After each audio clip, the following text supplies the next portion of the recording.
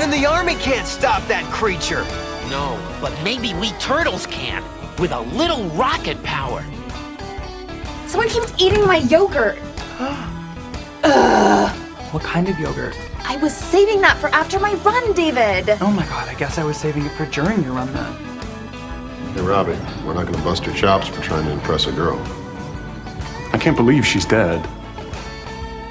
It's the Al Travis Show, and I'd love having our next guest on. She is Senator Heather Gustafson, and Senator, I thank you for taking the time to be here. Interesting day for me, but we'll talk about it. How are you? Yeah, I think we're hanging in there.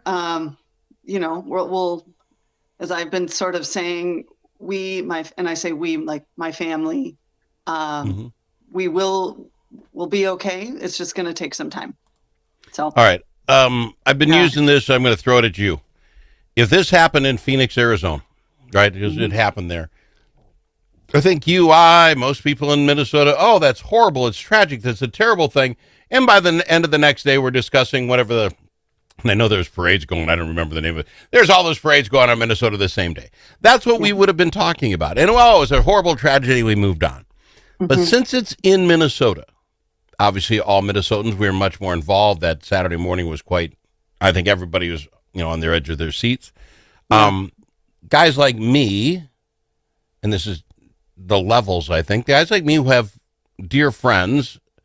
John has been on this show for Senator Hoffman for millennia since we started this thing. You've been on the program. I have people I consider friends now. You and I aren't drinking buddies. I get that, but I really do care for you. So I think it might have hit me just a little differently in that I got up that morning and was like, oh, holy Hannah, on my list, got to talk to Senator Frentz, got to talk, how's everybody doing? I don't know if everybody else thought that, but that's what I did. And then I think to myself, well, wait a minute. The Heather Gustafsons of the world, it's got to be 10 times more magnified for you. You know every single one of these people. You knew the people who were intimately involved. You probably know the families of these people who now these are the levels. Their families are absolutely destroyed. And I look at Heather and I think, holy crap, you have family now that have to look at this so differently than, if this was in Phoenix. Can you walk us through Saturday morning? Yeah. Well, first of all, to your point, yes, on Friday night, we were all together for an event. And I sat next to Melissa and Mark at the dinner table. They were at the table next to me, but our chairs, were back to back. And we chatted a little bit and and, whatever. It just, they were just, again, I represent part of Anoka County. She represents Anoka County, Hoffman.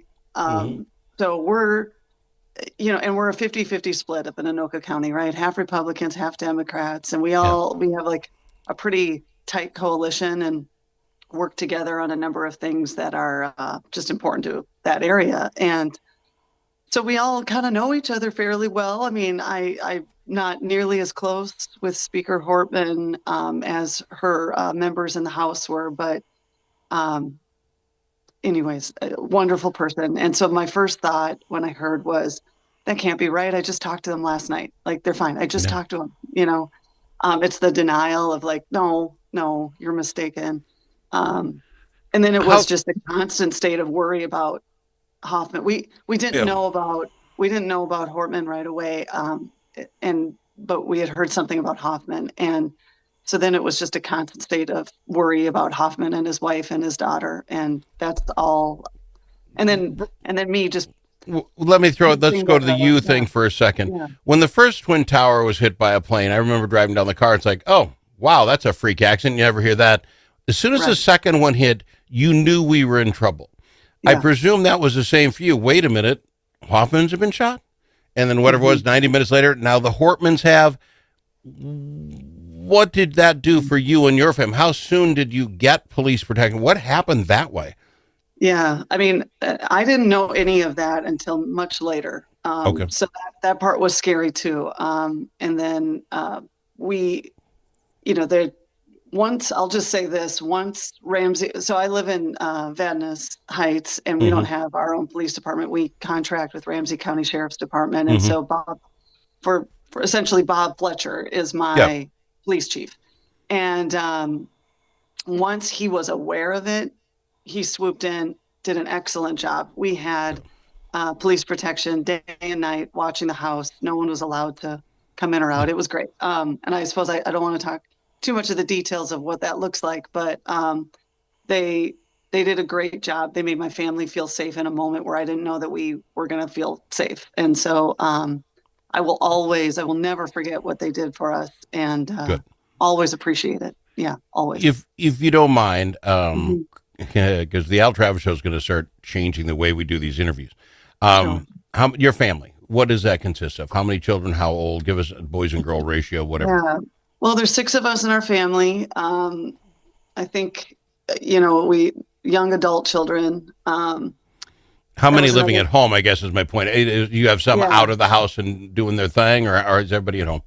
Yeah, I mean, it kind of varies week to week because they're in college and they have full-time jobs, and then their dad lives somewhere else. So it's, there's, but I mean, for better, like they're shuffling in and out all the time. So at the time, we had 3 of them home. So that Friday night. But your age of your children from what to what? Bottom of the top. Roughly, I'm not going to hold you their birth dates. I'm not going to get you. No, I'm just wondering if they want me to tell anybody how they're. But are we talking preteens? I guess what I'm trying to get to here, and I don't want to they're all over 18. Yeah. So you can have hard conversation. If your child was 4 and you're not sure why the cop showed up, those that were home understood what was going on, right? I mean, you were able to have. That's what I was trying to get at. Not trying to. Okay, that's all. Okay. I think the scary part though too is that what if they were home alone? And so that this is going to mess with you for a while. Yeah. You look at the 2 that we didn't know about until the next day that he actually stopped at one person's house. They weren't home again. Knock on wood, thank God. And the other one sitting outside Senator Rest's home. I think they've announced her. Literally if that other cop hadn't been driving by and trying to, who knows what would have happened? You know what I'm saying? You got to be sitting there thanking your God that things went the way they did for your family. Here's where I'm at, and this is what I think we're changing on this program. And I don't think it'll fix anything. No one will ever find out if this is what it is. I think we've gotten to such a point that, and I'm sorry, not ripping your. They're Nazis, they're the Gestapo. We start using terminology, and both sides do. This is not, I just, off the top of my head, that's not what, both sides do this. We get to a point where, when we vote on things, write down party lines, once again, the crazy rights, or once again, the crazy lefts. We don't have you people as people in our thoughts, and this is wrong. We ask Heather to run. Heather says, I'll take the job, and she does everything she can. She's got a family of 6. She's a mom. She's got feelings. She's got stuff. And yes, she goes and votes at the Senate for 5 months in a season. I think we've just defined you all by that now, and I think it's wrong. Yes. I think if we knew earlier about Hortman, and we'll never approve that she raised dogs, service dogs, and that her service dogs won the flunk class because he was too darn nice and wouldn't be trained, and so she took it on. I think we knew stuff like that about all of you. It might make it a little harder to stand at someone's front door and pull a trigger. Does that make any sense? 100%. We are not treated, and I don't know. I don't want to make it seem please. Everybody should feel sorry for politicians. Nobody should feel it. I guess just to your point, we're not seen by some people as human beings. We are seen as the representative of a party that you might not like. And so it is when you know how people react when they don't see another person as being a human being, right? When you dehumanize people, when you separate them, when you characterize them in ways that make everybody feel as if they're supposed to be scared of them, then things like this might happen. No one needs to feel sorry for you for being a politician. We need to feel that you're just a person doing what we asked you to do. We voted you in there. You get past that, I think, no, we'll never be able to do a study say, well, once Al started asking him personal questions, he stopped. I don't know if it helps, but I thoroughly believe it does. So you warn your side the next time your caucus gets together that if you go on the darn Al Travis show, it won't all be about the politics of the day. I'm going to ask Heather how many kids you've got. Oh, I got this and that. I'm going to ask, oh, anyone play sports? We're going to start doing at least, I used to do this thing on the cable show, the 11 rapid fire questions. We were going to spend that much time on every show, but I am going to have you guys on, and every time one comes on, I'm going to pick one of those old questions. Yeah. And I'm just going to ask you. And with the idea that I don't think it's the most entertaining radio, but people are going to say, oh, I like that too. Or they're going to find that closeness. And I'm going to do it with all the politicians that come on, because I honestly think we got to get to a point. John Hoffman and he's one who got shot. And again, don't think the guy listened to the show. But John Hoffman has a hard time talking politics when he's on here. He wants to talk music. He wants to talk cigars. I think people got a pretty good idea about John. But when I look at all the rest of you, I have not done you a service. You come on and I ask you all the right questions about the bills you're talking about, but I didn't know how many children you had. Shame on the host. Shame on me for not letting the person of Heather come out. Are you going to be okay with that? Of course. Yeah. I mean, with the caveat that I think all of us are a little bit nervous about talking too much about our private lives anymore. I know, but guess what? You're going to find out Al's got some decent questions. We're going to do one of them right after this with Heather Gustafson, good friend of the program, right after this on the Al Travis Show. If it's your turn to host a game, Grandpa's Barbecue suggests you try something different. Put out the perfect barbecue flavor of Grandpa's Barbecue. Add it to your ribs, dip the meatballs, or drench your wings in the original flavor of Grandpa's Barbecue. It isn't too hot or spicy, fruity or smoky or whatever. Grandpa's Barbecue. Available in select stores and online at grandpasbarbecueshop.com. There are many ways to explore Alexandria. Some like to experience the outdoors and all the fun winter in Minnesota can provide. Pick your favorite way to get in touch with nature.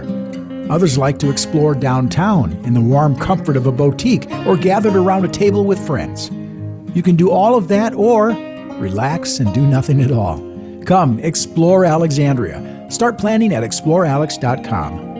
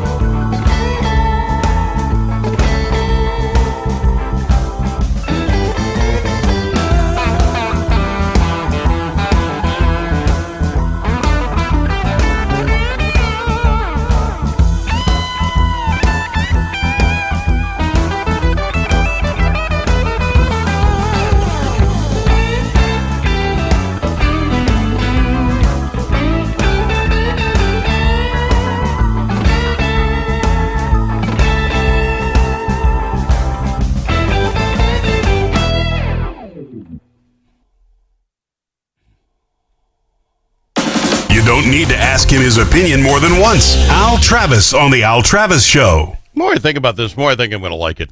Asking the same question to the same representatives or senators about some bill drives me about as crazy as a guy could get. But and can I add to that too? I think it's almost, instead of, we do this too, especially in debates on the floor. Instead of asking why, genuinely asking out of curiosity why somebody's taking the position they're taking, you find out a lot more. You still might not agree with them, but it never becomes personal. Then it's like, well, I don't understand. Why would you want to do that? And then you explain to me, and I go, oh, I never thought of it that way. And now we're actually talking about policy, and we're doing it from a place of curiosity. Well, I think we need to do more of that. We're not going to talk policy today. I still think it's too tight, but I would tell you this, that would make sense except for this whole idea they didn't go with the inspector general. Can't get my head around it. We'll talk about that another time. That was her bill, by the way. But here's question one. You're the first senator to go through this, by the way. From the 11 rapid fires of 2017, that's how long this question's been out here. Heather Gustafson, getting to know you better. What's one place you've always wanted to see? Well, Ireland. See, you're like, I can answer that. That's not so bad. You better tell me why, Ireland. I've always wanted to go to Ireland. Most of my heritage is Irish, Scottish, English. So I'd love to do that. I have an empty passport, so I'm excited to go travel at some point in my life. I have like Mexico on mine. It's like, really, that's it? I love Ireland. Yeah. I love Ireland. Really, I think the castle thing would be cool. And now that I golf, I almost would have to want to golf some courses there. What is it in Ireland you want to see? Just the rolling hills you get out of the city? What is it you want? I think so. I don't know. I've never gone anywhere. I think the last time I went to another country was like Canada for like an 8th grade band trip or something. It was like a long time ago. So I think in my mind, that's the first place I always go when I say I want to travel overseas. I was like, I think it's just I don't think that's wrong. I think that's kind of cool. And when you see that trip is with you and your family, I can see mine there with just me and my wife. You get too many people, then you're like, entertaining. I could just see me and my wife enjoying it. Do you see yourself as just a small group, your whole family? What do you see that trip? Yeah. Well, when I was young and most people were young, they do more traveling, and I didn't. I was a single mom, so I didn't travel. So in my mind, I think I want to do it when I retire so that I don't have to rush back to make, I don't have to plan like vacation time. I can just take my time. A week here, a week there, and that's what I'd like. I don't want to be rushed. I want to be able to see things and not feel rushed. Yeah. That's such a great answer. Because one of the worst things about vacation, especially when you got to travel, is it's a whole day and a half to get there, and then you got to sleep because you're all out of whack, and then you got to get back and then go right back.